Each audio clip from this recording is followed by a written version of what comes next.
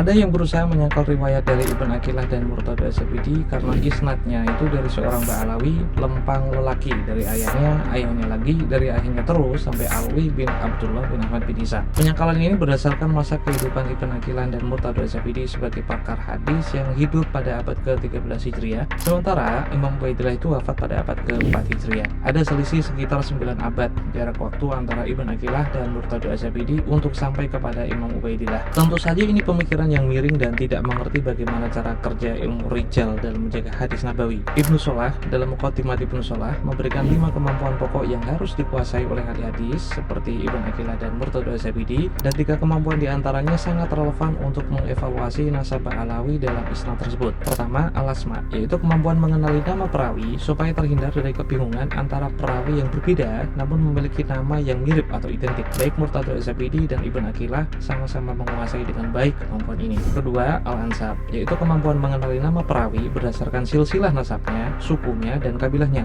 Kemampuan ini dikuasai Ibn Aqilah dan Murtadha Az-Zabidi untuk mengidentifikasi asal-usul dan silsilah para perawi hadis, termasuk hadis musalsalat dari Ba'alawi tersebut. Ketiga, as-sifat. Inilah kemampuan penentu setelah mengevaluasi seorang perawi berdasarkan nama dan nasabnya dengan benar, yaitu kemampuan untuk mengetahui kejujuran, ketepatan, dan daya hafal perawi hadis tersebut untuk mengukur seberapa besar perawi ini bisa diandalkan. Dalam studi hadis, kemampuan ini dikenal dengan jarh wa ta'dil. Dari sini kalian mengerti bahwa ilmu hadis yang dikuasai oleh Ibn Aqilah dan juga Murtadha Az-Zabidi itu jauh berbeda dengan kemampuan ahli nasab semata. Ahli nasab menulis silsilah yang terbatas pada kekerabatan biologi seseorang dengan lainnya, sementara ahli hadis itu lebih kompleks dari itu karena mengukur seberapa jujur dan kuat hafalan seseorang yang memiliki nasab tersebut. Maka, riwayat Ibn Aqilah dan Murtadha Az-Zabidi itu sangat lebih dari cukup untuk mengetahui Ubaidillah yang hidup 9 abad sebelum mereka berdasarkan anak tangga yang bernama sanad riwayat, dan ini sangat-sangat ilmiah.